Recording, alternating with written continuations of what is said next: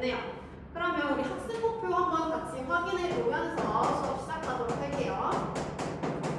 자, 학습 목표 첫 번째 듣기 시작. 중심별의 표면 온도와 생명 가는 지대의 관계를 추론할 수 있다입니다. 그럼 이걸 보니까 오늘 표면 온도랑 생명 가는 지대 이게 어떤 관련이 있는지 알아보는 탐구 활동을 하는구나라고 알 수가 있습니다. 그럼 여러분이 이 생명 가는 지대 이 새로운 개념을 들어서 이게 뭔지 굉장히 궁금할 것 같습니다. 그럼 본격적으로 수업에 진행을 해볼 건데 우리 자료 1번 한번 보도록 할게요. 자, 1번 아니고 자, 오늘 생명 가는 지대라는 걸 배울 건데 생명 가는 지대가 뭐냐?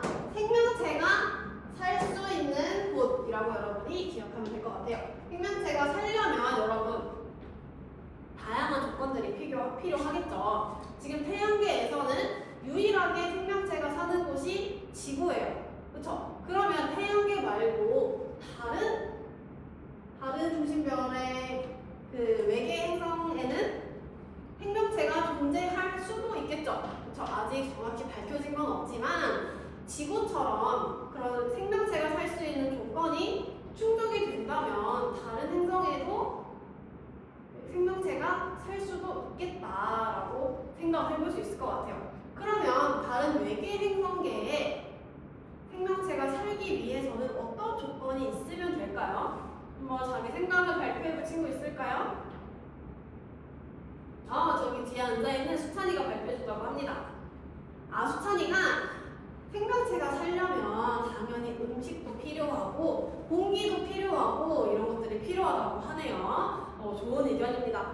그러면 이 생명체가 살기 위해 다양한 것들이 필요하지만 진짜 이거는 절대 없으면 안 된다. 최소한 이거는 갖춰져야 된다라고 하는 거를 여러분이 오늘 수업을 통해서 함께 알아보도록 할 거예요. 그러면 오늘 탐구 활동 할 건데 여러분 지금 5명씩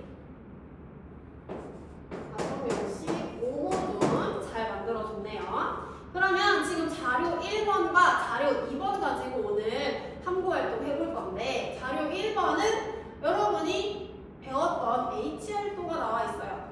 HR도 여러분 굉장히 중요한데 오늘 할 때 HR도를 해석할 수 있는 것이 굉장히 중요합니다. HR도에서 여러분 가로축과 세로축이 굉장히 중요해요. 가로축에는 어떤 게 가능하냐? 표면 온도 그리고 표면 온도와 관련된 색지수가 가로축에 될 수 있을 것 같아요. 색지수에 O, B, A, F, G, K, F 그런 것들이 가로축에 들어갈 수 있고 왼쪽으로 갈수록 표면 온도가 증가합니다. 그래서 이쪽으로 갈수록 표면 온도가 증가합니다. 그러면 세로축에는 뭐가 가능하냐 하면은 위로 갈수록 우리 광도가 증가해요. 그럼 광도랑 관련 있는 거 뭐가 있었죠? 그쵸, 절대등급. 그래서 절대등급이 커지니까 위로 갈수록 광도가 커지니까 절대등급은 감소한다. 그래서 여러분이 이 HR도를 해석할 때 가로축과 세로축이 뭔지 반드시 유념해서 해석해야 합니다. 자, 그래서 오늘 뭘 할 거냐? 이 HR도랑 자료 2번에 보면은 가로에는 공정궤도 반지름 그리고 세로에는 별의 질량에 대해서 나와 있어요. 그래서 먼저 첫 번째 표면 온도랑 광도 사이에는 어떤 관련이 있는지 여러분 알아보고요. 이걸 통해서 질량이랑 어떤 관련이 있는지 알아보도록 합시다.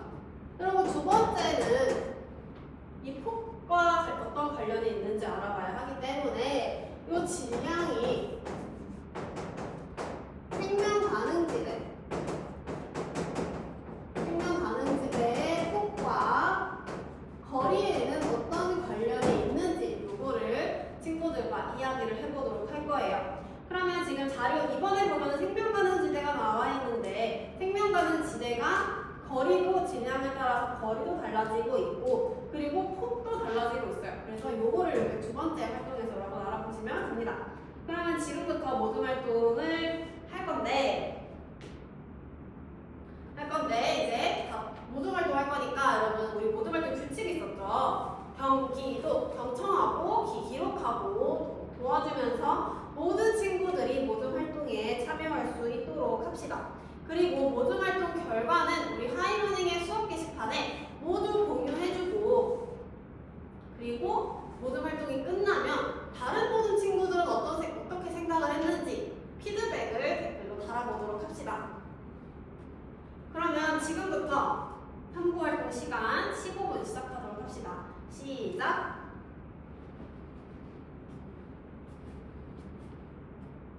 일모둠에 질문이 들어왔어요. 어떤 질문이 있나요? 질량이랑 저 첫 번째 활동이 조금 어렵다고 합니다. 그러면 우리 지금 H활동과 주계열성에 대해서만 표시가 되어 있어요. 그쵸? 여기 주계열성만 나와 있는데 이 주계열성이 지금 표면 온도가 증가할수록 광도는 어떤가요? 그쵸? 표면 온도가 증가할수록 광도는 커진다. 그런데 표면 온도가 커질수록 광도가 증가하는 건 이 H활도의 왼쪽 상단에 위치하죠. 이 왼쪽 상단에 위치하는 중심 별들은 대체로 질량이 어떤가요? 그쵸? 질량이 크죠. 그러니까 표면 온도가 크고 광도가 클수록 질량이 크다. 이렇게 도출이 될 수 있을 것 같아요. 이해가 됐나요? 좋습니다. 여러분 모둠 활동 시간이 모두 종료가 됐습니다. 그러면 우리 여러분이 탐구 활동한 결과에 대해서 함께 알아보도록 합시다. 그럼 선생님이 첫 번째 표면 온도랑 광도, 질량 이게 어떤 관련이 있는지 한번 토의를 해보라고 했는데 이거에 대해서 발표해볼 모둠 있을까요? 저기 뒤에 앉아있는 주원이가 발표해준다고 합니다. 주원이네 조에서는 주계열성의 특징에 대해서 생각해봤다고 해요. 그래서 주계열성 같은 경우에는 표면 온도가 클수록 광도도 커지니까 표면 온도가 커지고 광도가 커지니까 그럴 경우 이 주계열성 별은 H활도의 왼쪽 상단에 위치했다고 해요. 그래서 왼쪽 상단에 주계열성의 질량들을 보니까 대체로 질량들이 매우 컸다고 합니다. 그래서 표면 온도가 크고 광도가 큰 주계열성의 질량이 컸다라고 합니다. 그러면 두 번째로 질량과 생명 가능지대는 어떤 관련이 있는지 발표해볼 모둠 있을까요? 앞에 앉아있는 천문학자를 꿈꾸는 유빈이가 발표해준다고 합니다. 유빈이네 모둠에서는 자료 2를 통해서 이 2번 자료를 해석했다고 해요. 그래서 왼쪽에 별의 질량이 나와 있어서 별의 질량이 클수록 생명 가능 지대의 폭은 넓고 거리는 멀었다고 해요. 그래서 여러분이 자료 2번에서 볼 수 있듯이 별의 질량이 커진다는 건 Y축이 위에 있는 거죠. 그래서 별의 질량이 클수록 생명 가능지대를 보니까 폭이 굉장히 넓어요. 그쵸? 그리고 중심별에서 그 생명 가능지대까지의 거리도 멀어지는 걸 여러분이 확인을 할 수 있었습니다. 그러면 오늘 학습 목표가 표면 온도랑 생명 가능지대에 어떤 관련이 있는지 알아보는 거였는데 여기 지금 첫 번째 활동이랑 두 번째 활동 보니까 이 질량으로 관련을 시키면 되겠다. 그쵸? 질량을 중심으로 표면 온도랑 생명 가능지대를 연결시켜보면 오늘 학습 목표를 달성할 수 있을 것 같아요. 그쵸? 이거에 대해서 표면 온도랑 그럼 생명 가능지대는 어떤 관련이 있는지 발표해볼 친구 있을까요? 저희 가운데 앉아있는 채원이가 발표해준다고 합니다. 채원이가 표면 온도가 높으니까 그럼 질량도 커지는 거고 그럼 질량이 커졌으니까 생명 가능지대의 폭도 넓고 멀어진다라고 잘 연결을 해서 설명을 해줬습니다. 맞아요. 그래서 표면 온도가 높으면 생명 가능지대의 폭이 넓고 거리도 멀어진다. 이렇게 정리를 해볼 수가 있습니다. 모두 이해가 됐나요? 잘 끄덕끄덕 해주고 있습니다.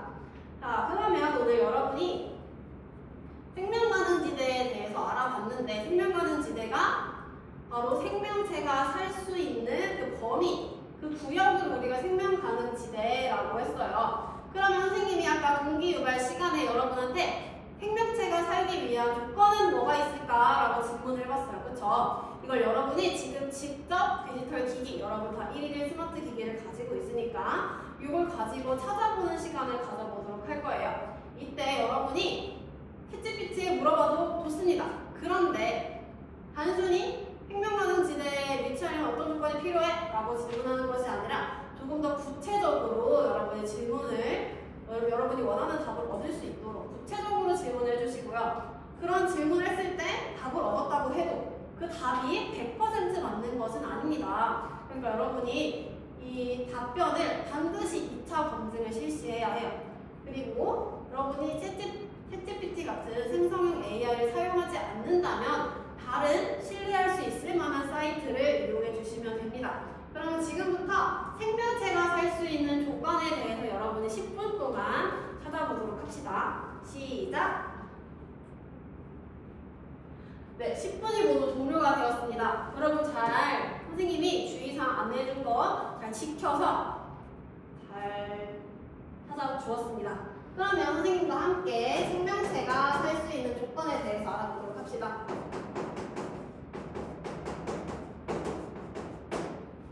생명체가 살 수 있는 조건.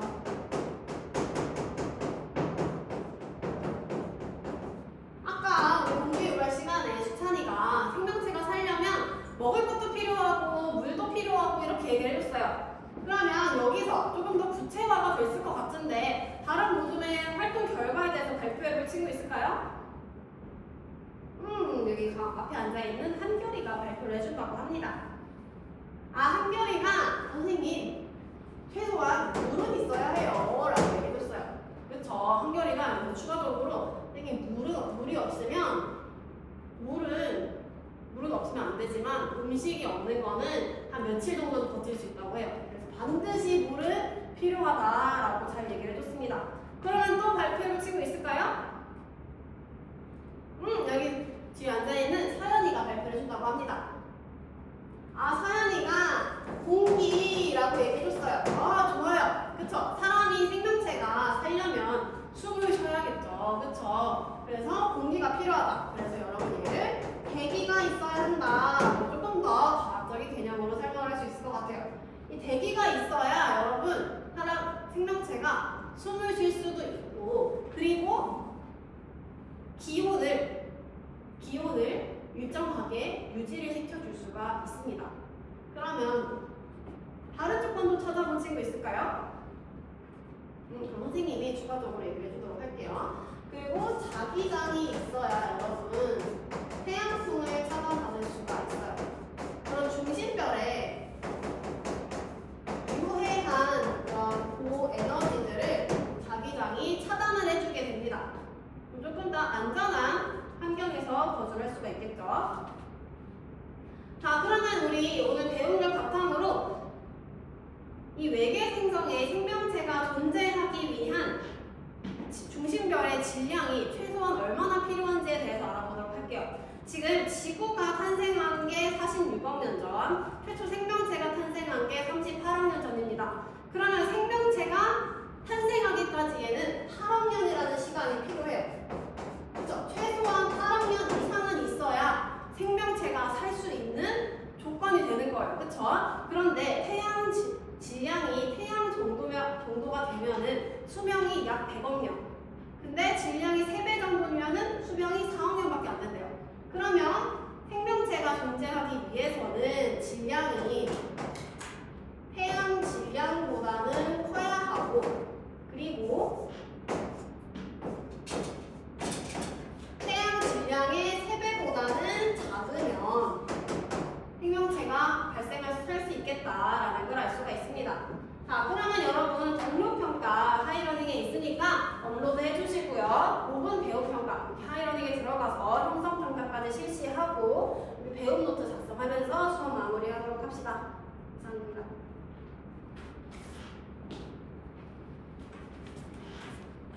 몇 초 먹었어요?